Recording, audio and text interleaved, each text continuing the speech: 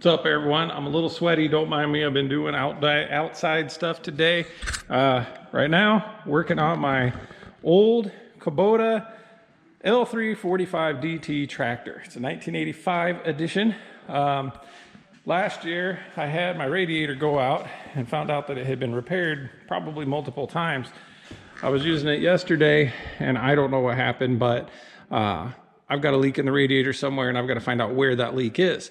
Now, I have the old radiator here, and it had been repaired with some JB weld. I couldn't see this. This is the lower radiator hose. I never did see this because I never had to get into this area to work on the radiator. But anyway, this is the lower radiator hose. You get in there, you can actually see that's JB weld there. They JB welded this whole thing because it started leaking. These are old copper radiators. And so they are repairable. So what I'm gonna do today is I've got some plumbing flux and solder for plumbing. And what I'm gonna do is I'm gonna get rid of this JB weld, and I'm gonna go back around here and I'm gonna seal this back off again, put this radiator back in, because this is much better than the eBay Chinese radiator that I got that put in there. Factory radiators have been discontinued as far as what I can find. They're probably out there somewhere, but I'm gonna assume, just like anything else on these old tractors, it's gonna cost a lot. So what I'm gonna do is I'm gonna start getting everything prepped, and I'll kind of try to put the camera somewhere close so you can see the process here.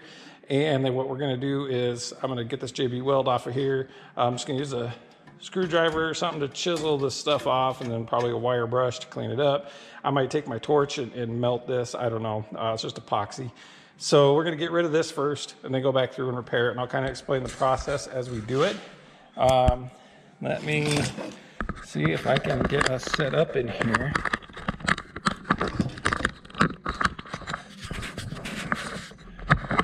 Where this kind of makes sense.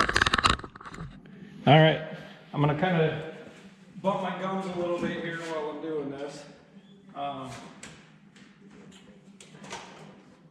I have never repaired a radiator before, so this is my first time doing this. I do know the concept of it. I've been around people that have repaired radiators before, so I kind of know the process. But like I said, I've never done it before. So we are going to see if I can repair this radiator without causing more damage to it. So what I've got here is this just generic do-it-best plumbing solder kit is what this is. You can get these, I got this at my local Runnings. You can get this brand at True Value. I think even Ace Hardware. It's pretty common to get. Menards, Lowe's, Home Depot, all of those should have it. And that's just what you'll use to do this. And I'll go over what each one of those things does if you're not familiar with it. I do have propane, however, it's in my other garage and I don't feel like going to get it. So I'm gonna do it a little differently. This is just MAP gas, cheap MAP gas, that we're gonna work with here. So let's see what we can do to get rid of the JB weld on here. It just cracks right off. Since it's epoxy, you know, it hardens. Probably not what I would have done to do a quick fix on this thing, just because epoxy does get hard, which isn't necessarily an issue, but radiators expand and contract just like any other metal when there's heat and cold applied. So I personally would not have run JB weld on here. See if I can do this. I don't have any chisels, so don't mind me.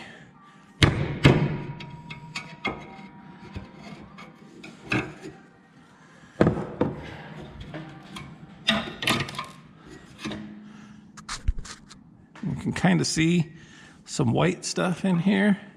Probably looks like where it might have been leaking. It will get a little tricky in this area here. I'm gonna have to use a lot of flux in there to draw in the solder, but we'll see how that goes. And like I said, outside of this little issue here, this radiator is in perfect condition. It is substantially heavier built than the one that I bought. The one I bought looks like this one, but like the fins for the radiator aren't as thick. I think they're just aluminum. And so, and you can actually see right here, right there, let's see if I can get in there. That's where they tried to JB weld. When I popped that out, that actually showed up the little crack right there. So that looks like what they were trying to fix. When I do this, I'm gonna solder all the way around it though, just to be sure. Let's, I think I'm gonna get a wire wheel here, see what I can clean up.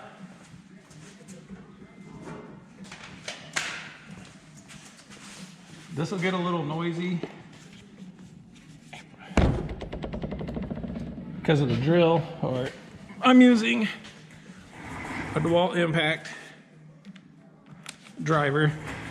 And we'll see if I can even get, I don't know if I'm gonna be able to really get in there with these. If I try this one.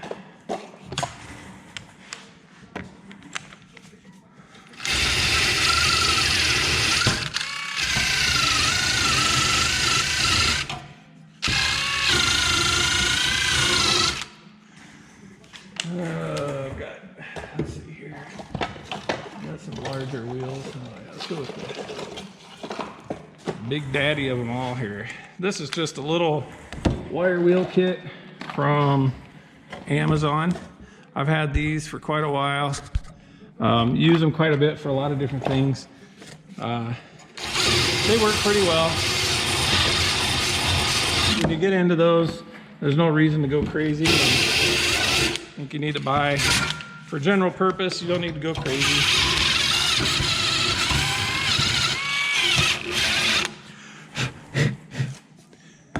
Now, I do not have, maybe I do. Let me look, hold on a minute.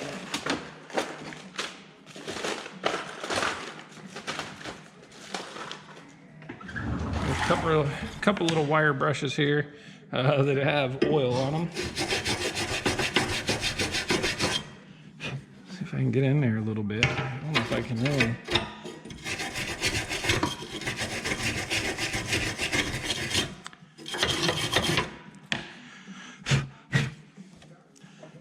Care for those. The big concern is down below, but like I said, I'm going to do this entire thing. Got a little bit of epoxy still there. See if we can just, there we go. So you can see how I'm just chipping this off. That really probably isn't the best solution. It worked for, I've had this tractor for 10 years, so I guess I can't complain. It worked for a while. All right, so now what we're gonna do here,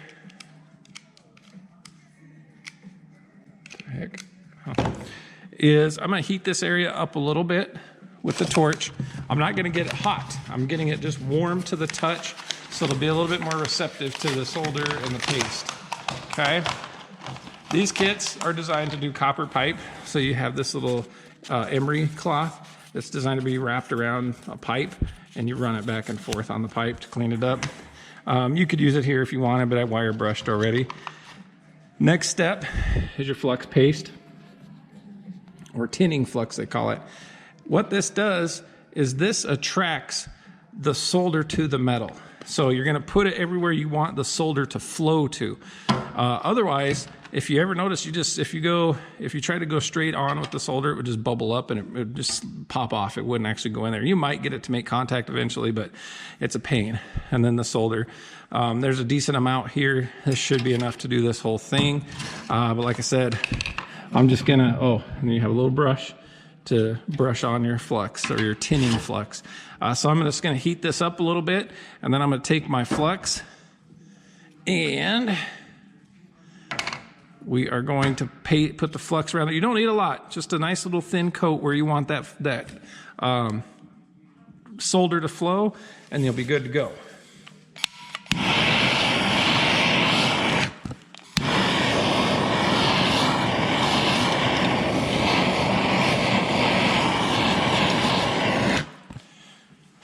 Okay, the smoke you see is the paint residue, probably the oil from those brushes I used there. That's all just kind of coming off. Now, this is copper, so even though you saw it was 5-10 seconds, it's hot. This transmits heat. It's a very, very, very good conductor. What I'm doing is I'm just bending this back down a little bit to line it back up the way it needs to be. Okay, we're gonna let it cool off just a hair. When it cools off a little bit, I'll take this flux and I'm gonna put it in here and all the way around, and then basically you just take the torch and you stick it on here. It'll be a ways away because MAP gas is hotter than propane, burns hotter than propane, and then we're just gonna run it through here, and the flux will pull the solder into it. Still a little warm.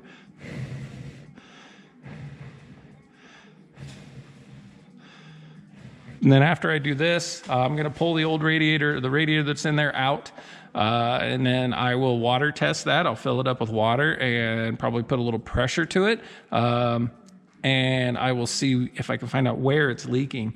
I heard something pop yesterday when I was driving it. It just kind of went pop, and then I smelled coolant. So I don't know where it's leaking. It's not the hoses. It's in the radiator itself somewhere. So I got to find out what's going on there.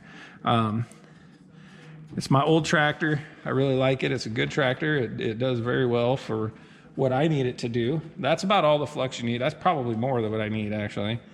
You don't need a lot. Like I said, a little thin film is really all you need, because you can overdo it.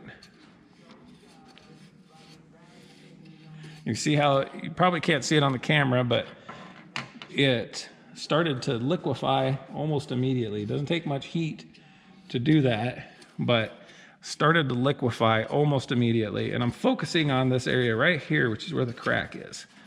Okay?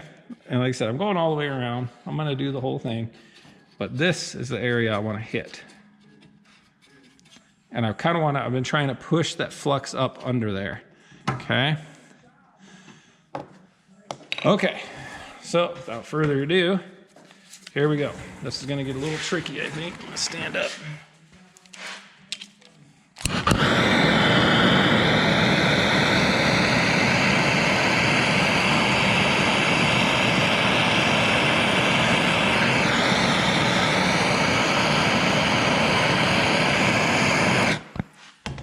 It doesn't look great, but you can see how it just kind of bubbled, and it's sitting right on that seam that I put in there.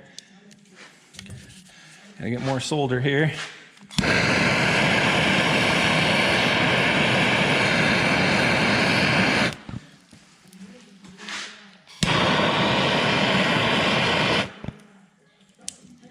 I've got it hot enough.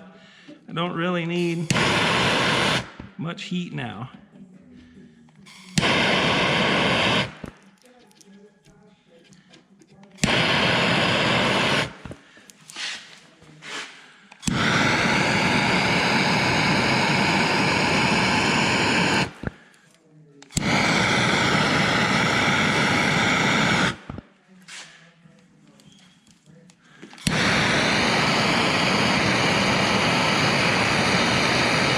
I'm just kind of trying to clean it up. I didn't like how it went down first, so I'm trying to clean it up. Stay away from the fumes. This is lead-free solder, however, it's still toxic. So you see the smoke coming off probably. Don't hold your head right over it. I was back here kind of trying to stay around. You'll learn over time that that stuff doesn't smell very good. Now I've got to let it cool off. It's going to take some time to let it cool off. It's not pretty, but a lot of times when you do flux core, this discoloration here is actually the flux that I put on there. So plumbers out there probably losing their minds right now. And I get it, man. I apologize. This is just a fix to get me back on the road. Or in the pasture, I should say.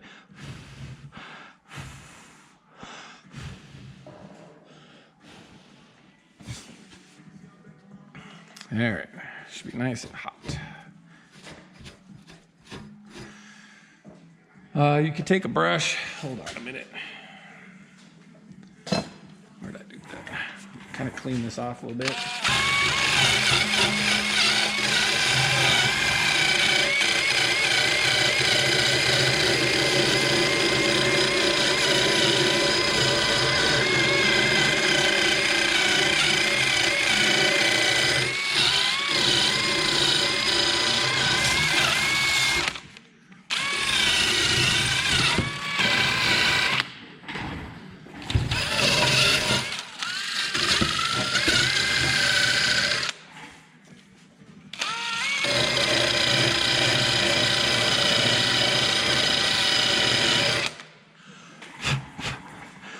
I'm just taking the paint off around here. I don't like having paint on there. Take this and kind of clean it up a little bit.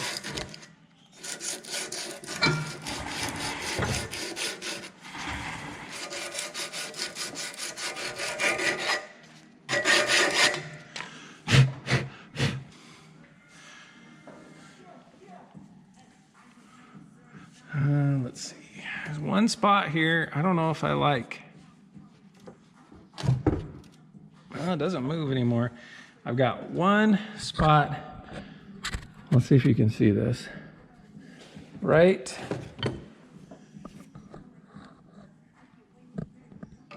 here that I don't like. So what I'm gonna do is I'm gonna put a little flux there. I'm gonna try to seal that off a little bit, and we'll see what happens. I'm just concerned. I'm about 95% sure that it's sealed up and I'm not gonna have any issues. However, 5% of me says that it's gonna be a problem. So I'm gonna get rid of most of that flux. That was way too much. We're just gonna kind of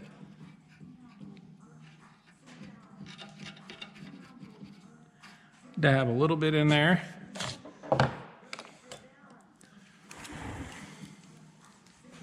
Give yourself a nice little lead so you don't get your hands in the way of the torch.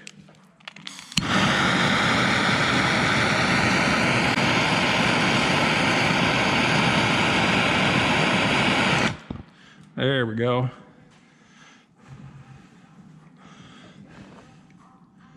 That looks a lot better.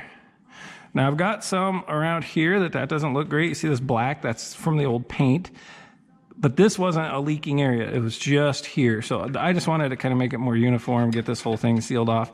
But I'm not concerned about this. It doesn't look great, but I'm not concerned with it. I did think a long time ago that I had a broken fin in here, but I don't think I did. I think it was that lower area that was leaking. So let's see here. You wind up with some extra. I don't know if you can see that a little bit. This is all just extra solder.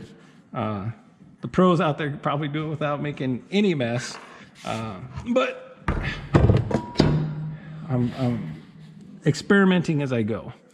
So let's go over here to the tractor. So what we have to do here is there are two bolts right here. You can see all these washers. This is the only bolt I had at the time, but right here there's one on this side and one on the other side that have to come loose. That's all that's holding the radiator in vertically. And then here there's this little grass shield, I call it. It's got a screen on the front to keep stuff from getting into the radiator and poking it or plugging it or anything like that. So you pull those two bolts out, and then here is the lower radiator hose. And then here is the upper radiator hose. I added an overflow tank to this because when I first got our place and I was doing a lot of farming with it, it would burp out coolant, and then there was nothing to suck back in, so then it would get hot. So I put in this little overflow tank to work like a car, where it pushes it out when it needs to and sucks it back in when it needs to. Has been amazing.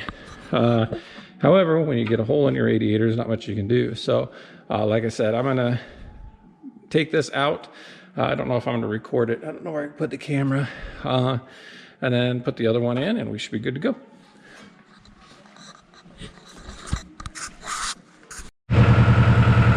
All right, everyone. I'm gonna have to talk loud because I got the tractor running right now. I have everything fixed up right now so far. It's a little dark. There's where I repaired it. No leaks so far. Thermostat has already opened and closed once. This is to keep my overflow from draining into the radiator, which it was doing, so I just pinched it off so it wouldn't do that. I ran into a little bit of a problem here. I'll show you. On this side, I had one of the radiator bolts was rusted in there, so I had to drill it out. And when I tried to drill it out, I actually went through the radiator. So, being a knucklehead, I went through the radiator. I did the same thing. I took the flux and I did it kind of like welding. I put a little bit on, I let it cool off, put a little bit more, and I made a nice little seal, and then I made it nice and thick. So far, so good. I will update if I have any updates. Otherwise, right now, it looks like she's good to go. Have a good one.